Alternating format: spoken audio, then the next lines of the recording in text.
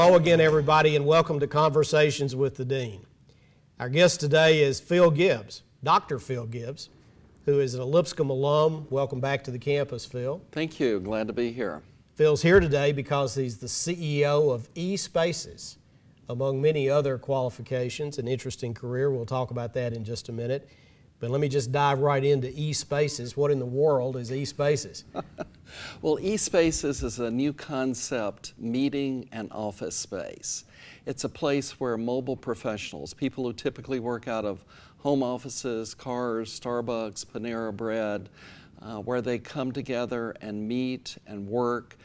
It may be for a few hours a week, it may be for several hours a week, but it's a place they can come together, work and meet with colleagues and clients that enhances their brands. It's a membership model. It's designed for the mobile professional. So when I hear you say that, Phil, I think about executive suites. That's been a concept that we're all familiar with from years past. Is this an executive suites concept? Well, it's kind of the next stage from executive suites. Executive suites are kind of like corporate offices. They're rows of walled offices. But with mobile devices, people really no longer need their traditional office. Their laptop essentially becomes their office, or their iPhone or their tablet becomes their office. So they can really work anywhere. So it is more of an open design. If you think about a walled office, takes up quite a bit of space, and the data shows they're used only about 60% of the time, or they actually sit empty 60% of the time. That means they're heated and cooled, and there's a lot of waste. With the model that we have, there's much higher utilization of the space. Well, they say a picture's worth 1,000 words, and you brought a video with you today, so let's just take a quick look at what eSpaces looks like.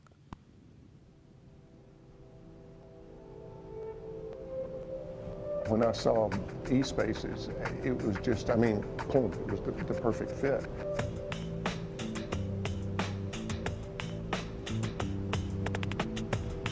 Before eSpaces, we had to meet in our homes, at Starbucks, at a variety of different coffee houses and venues. But with eSpaces, we've got one home base.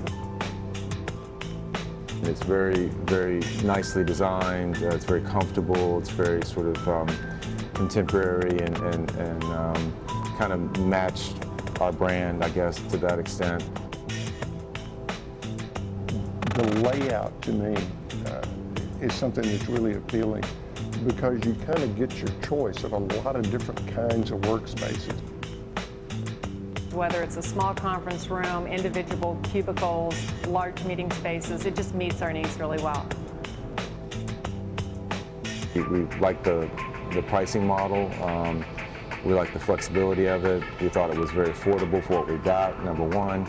Number two, we like the ability to scale up or scale down as our needs warranted. You know, the thing about eSpaces for me is the energy. They really strive to create a great community as well. You know, there have been multiple instances where we've networked with other members and some businesses come out of that.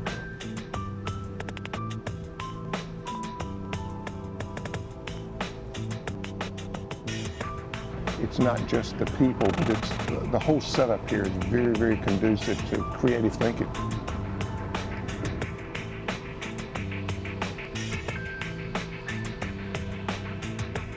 It's convenient, it's affordable, and you get all the amenities. It's a space that will meet your needs, but also will actually enhance your own brand and your own business and your own relationships with your customers and your partners.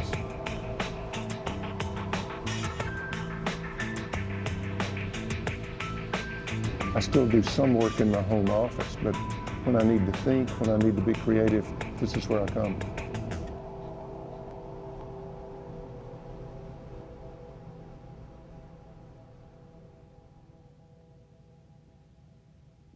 So Phil, I remember when you were thinking about doing this, and I was still an investment banker before my days as dean. Yes. You brought me the business plan for this. Yes. And frankly, I didn't get it. Yes. I thought it was maybe the craziest thing I'd ever heard in my life. In fact, I think you described it as Starbucks marries executive suites and has a child.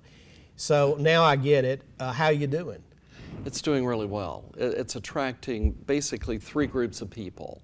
The individual professional entrepreneur, the person, as said earlier, who may have been working in a home office, they may have been going to a coffee shop or working in a hotel lobby, and yet they need a place that they can meet with colleagues, meet with clients, and sometimes get away and do work. Home office can be great. But there also can be interruptions. It's certainly not a place that you want to bring clients to. So they need a place that they can go and work for periods of time that is really very flexible. So it's working great for those groups. There's some small companies that do not want to sign a lease. Signing a 5 or 7 year lease when you're a small company is one of the worst things that you can do. You really, in today's environment, don't know where you're going to be in 6 months, much less 5 or 6 years. So it gives them a lot of flexibility. The way the model is set up, they sign up as members, and they gain access to the space in half-day blocks. So they can get as few as 5 half-day blocks in a month, or they can go up to 10, 20, or unlimited access. So they can come together. We have groups that come together that are maybe virtual organizations, an advertising agency. And there are a couple of principals, and they use a lot of contract workers. And they may meet on a weekly basis together at eSpaces to go over their work. And then they go back and work in their home offices and other locations. And then we actually have large companies that use the space in a little bit different way. It's more of a place that they come for meetings where they are off-site but in town. They do not have to bear the expense of going out of town or perhaps going to a hotel meeting room. It's a very creative environment, as you saw. There's a lot of natural light. There are meeting rooms and conference rooms that can be reserved. And they use it to get off-site to do planning and strategy sessions. There is a senior executive in one of the major healthcare companies, comes on a monthly basis with his team. They do planning and strategy, and that's another typical use in addition to the individual entrepreneur and the small company. So it has really grown. We've added members. Yesterday was a really lively day. We had a number of activities going on, everything from a photo shoot going on to an individual doing radio interviews to lots of individuals as well as groups working. So I guess we really ought to say where this is. If someone wanted to visit this new business of yours, where would they go to find you? Well, the first center, it's really designed, we're looking at 3 centers in Nashville. What we're trying to do is create convenience. People go to coffee shops because they're convenient, not because they're good places to work or meet. The first is in Hill Center at Belmead, which is just north of White Bridge Road, right beside St. Thomas Hospital. It's in a mixed-use development, which we like. There's the large grocery store there, there's a bank there, there are restaurants there.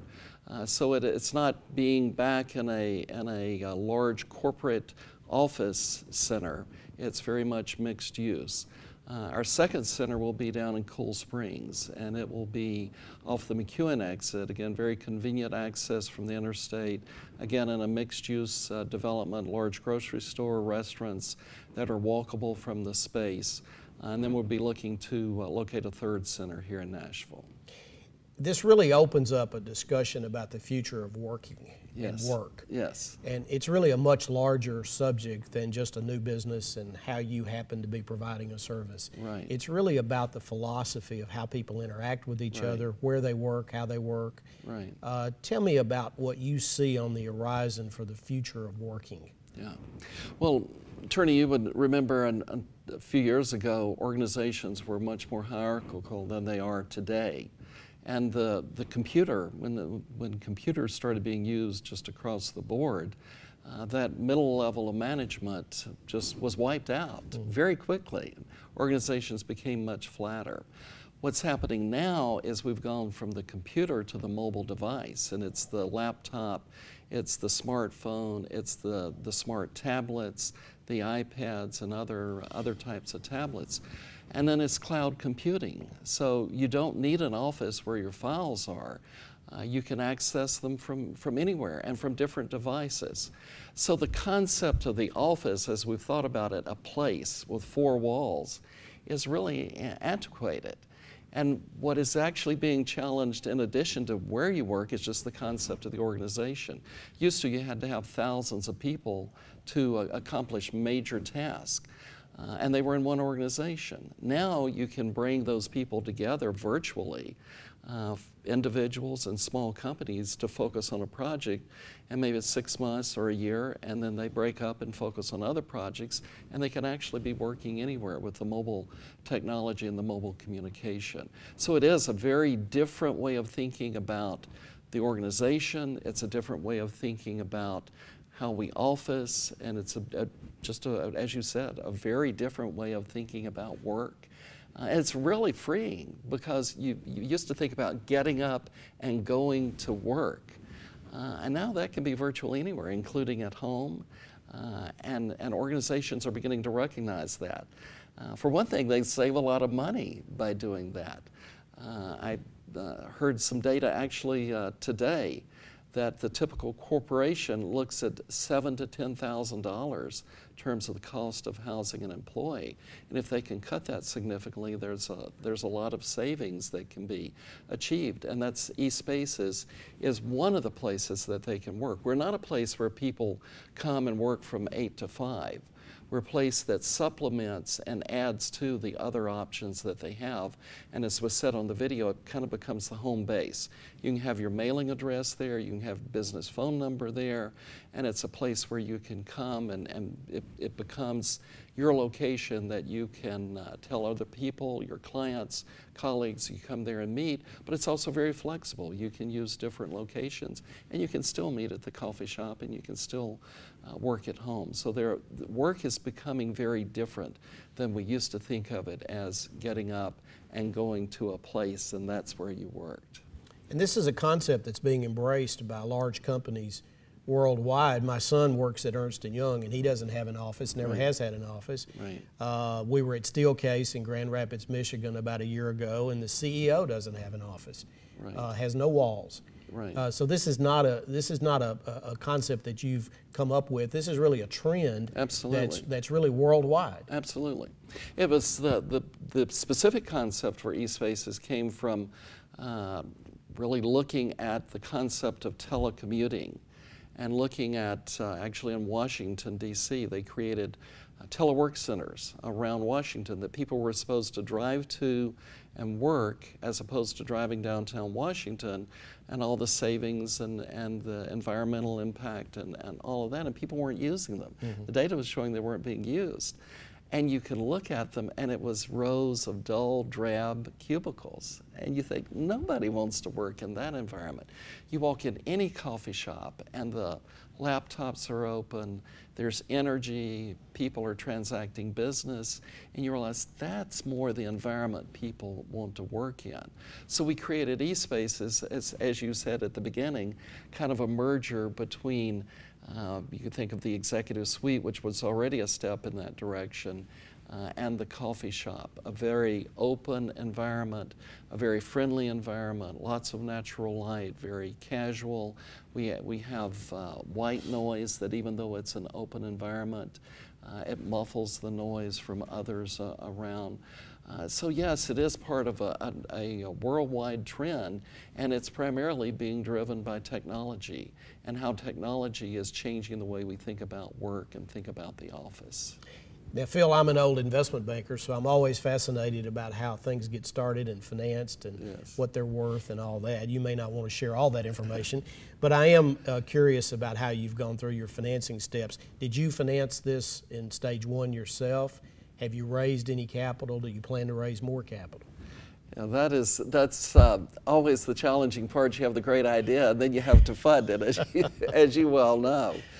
We actually started out, we're going to raise money to, as you mentioned earlier, bringing you the business plan several years ago. We found the environment was really tough to do that. And literally it was a piece of paper and it was a new concept. So with a partner, we funded the first one and got it off the ground. And then we recently did our initial fundraise. That has been very successful. I think we're going to end up oversubscribing that. That's focused on getting Nashville up and going. We're looking, as we said, 3 centers in Nashville, and then we anticipate going out for a major raise to roll it out, and we'll probably do it in stages, but we look to go to other markets that are similar to Nashville, not necessarily the Atlantis or Dallas, but cities that are similar in size to Nashville. Get your hands around in terms of marketing, go in and put 3 centers in each of those. And we look at cities where entrepreneurship is alive and well. There's a lot of activity and people are open to embracing this type of concept.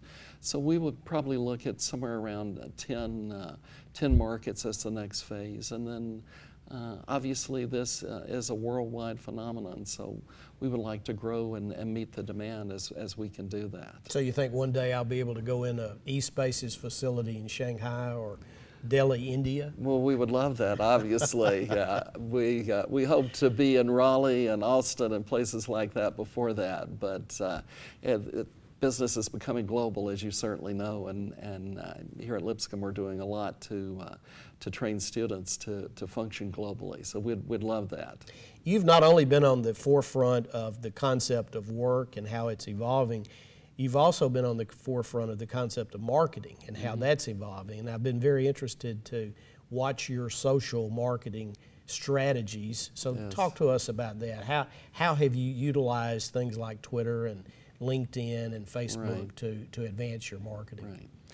Yeah, our primary marketing means has been word of mouth, and it's a new concept. We actually employed some very old marketing techniques from the very beginning. And that's the concept of finding early adopters and people who are real influencers in the community. And we formed a member council, as you're well aware of, and asked representatives of venture capital, of business, of academia, and of the places like I guess I'm thinking of the Technology Council, the volunteer types of organizations, to be on that. And their job was to both use the center and then to communicate to others. To enhance that, then we have we've done things like events to bring people in. But then we're putting a very strong focus, as you describe, on the new media, which you have to do today and which our customer lives in. And that is, of course, having a website and having a blog and being on Twitter and being on Facebook and continually trying to create the chatter, trying to create the discussions and what's happening and let people, so we'll have an event and there'll be a tweet that goes out that's describing with a picture what's happening in the center. So we're constantly doing that to build up the image. So it's a combination of old media, old techniques, kind of classic diffusion of a new idea with a very new technology, new media, social media. Right now we have a major initiative going on to look at pay-per-click as well as social media. Now, what is pay-per-click? That's a new one on me. Well, that's where you put the ads on. Oh, pay-per-click. Yes. Pay-per-click. Yes. Okay. Yes. Go ahead and finish your sentence. I'm sorry. No. Well, we're doing it through like Facebook and Google search and where the ad and the person clicks through, we push them to a landing page. They're offered a free day at eSpaces, and then they come in and try it out, see it. Our experience has been, because it's a new concept, we have to get them in the space. They have to see it, experience it, then it makes sense. You just describe it as you were saying at the beginning, and it's hard to get. It's like this is a office farm or a cubicle farm is what people often think, or they think of the typical executive suite, and it's nothing like that. But once they see it, they get it. And like Joe said on the video, once they see it, if they're the right target, then they get it immediately and understand how it can enhance their work. You've been thinking about the future and thinking outside the box for a long time. You were a venture capitalist previously in your career. I think you were partners in Evergreen Investments. Right. And then prior to that, you were very active in the executive training business. You actually have a doctorate, I believe. So what do you see coming down the road as far as education is concerned, particularly lifelong learning for executives? Yeah. Well, and I'm sure this university is embracing this, but it's kind of like the office. The office was a place. Now the office is virtual. Your office is your laptop, and it's anywhere. So education is no longer just a classroom. Education and learning can be enhanced through multiple media, virtually anywhere. You can be taking a class just like you can be it's really no different than what we're doing. You can be learning sitting on a mountain in Colorado, just like you can be learning sitting in a classroom at a university or another type of school. So media is having a major impact, and technology is having a major impact. Just like in work, you can work in different places, you can work virtually. There are times you need to come together and be face to face. And there's a lot of technology to enhance that where it's almost virtual face to face. But there's still times you need to build those relationships and be in each other's presence. And I think the same thing applies for education. There's still a time and place where the group that is learning together. And you learn a lot of things individually, but part of it is also coming together and being together and learning together. So I think it's being impacted very similar to the way that eSpace is addressing the work question. Universities have to address and schools have to address education by not just thinking of it as this campus defined by these boundaries. It's important, you have to have that, but it's much more open than that. And it's really a fascinating opportunity because it opens up so many possibilities as opposed to being a threat. That's right. It's really an opportunity. So if you went back into the executive education business today, you would do that very differently than you did it when you were in the executive education business, I presume. Yeah, we traveled around the country doing generally 3-day seminars. We would have 2 instructors, we would write on a flip chart, and we would have a video. And a lot of interaction, a lot of practice. And all of that is really, really good and still, I think, very effective. We also created videotapes, and then we were just beginning to get into interactive media while I was still involved. And now the opportunities to use interactive media, to use remote learning and bring groups together, and it's just amazing. So it does change, but you're exactly right. It creates more opportunity. You're not limited by having to either get on a plane and go to a place or bring a person here to this university or to a particular classroom. You can reach out and touch them literally anywhere in the world. That's good news and bad news because you've got greater opportunity, but they can also reach into your backyard and attract the student that might have been attracted because of geography before. So I think it's a double-edged sword. It's a great opportunity, also presents some new challenges too. I had a conversation actually earlier today, Phil, about one of our large businesses here in Nashville that has developed a virtual trade show. Yes. And you no longer go to a convention center like McCormick Place in Chicago. You just simply log online. And everything you can do at McCormick Place, you can do online. Do you see that trend becoming prevalent? Do you think we will reach the point where people do not go to conventions and don't go to trade shows? They do it all online? You know, I think that's a great question, and I think we will move more and more in that direction. I don't know that we will ever get to the point where that's the total trade show, and that you never get on a plane and fly to Atlanta or LA for a physical trade show.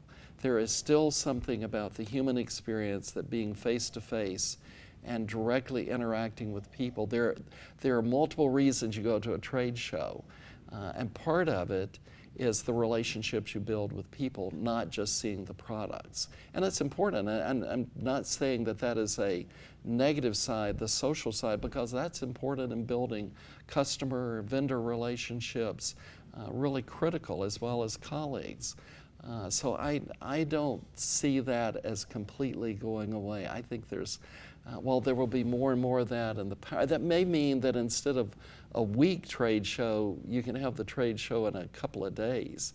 But that still face-to-face, I think for a long time, is going to be very important, very powerful. Now the technology where you get to the point where you're not sure whether you're face-to-face or whether you're using media, perhaps it gets to in 5 or 10 years or maybe next year. Perhaps it gets to the point where that's not as important, but I'm not quite sure. I think that reaching out and touching and seeing in a physical presence is going to be with us along. I hope it is. I hope we don't get completely dependent on technology. Phil, you're a fascinating guy, and you obviously think about these things very deeply and very well. If somebody came along and said, let me give you a gajillion dollars and buy eSpaces from you, what would you do next?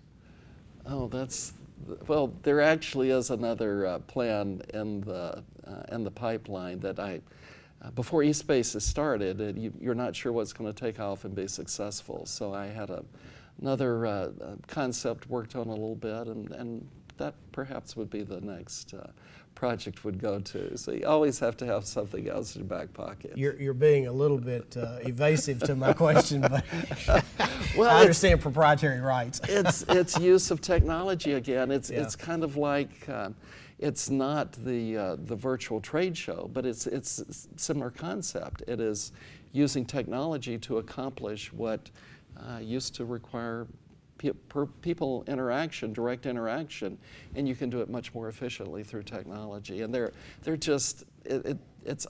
unlimited opportunities to do that. So what I hear you saying is this is not just an appendage or an aberration. This is a major trend, and it's going to affect lots of different businesses in lots of different ways, and it's going to go on for a long, long time. Absolutely, and it's great opportunity, but you've got to, the commercial real estate folks have to kind of have their eyes on what's happening to the office and real estate and commercial real estate. So yeah, it's going to change a lot. And all of those, they're tremendous opportunities to look at things in different ways. But we have to be looking down the road and see what's coming and see where those really sweet spots are. What eSpaces is, one way I sometimes describe it, the people who made the money in the gold rush were the ones who made the picks and shovels. And so we're dealing with the very basic, a very simple product. Part of the magic of it is it's so simple. It's space, and it's designed with technology, and it basically runs itself. It's basically self-serve, and so that's what's appealing to me. But it has a lot in terms of trends that are driving it, and it really fits, we think, in a very nice place with various trends that have kind of come together, with technology probably being the most significant. Phil, I never have a conversation with you that I don't come away energized and excited about the future, and so thanks for being with us today. Thank you. Our guest today has been Phil Gibbs, who's the CEO of eSpaces. We thank you for joining us, and we'll look forward to seeing you again soon.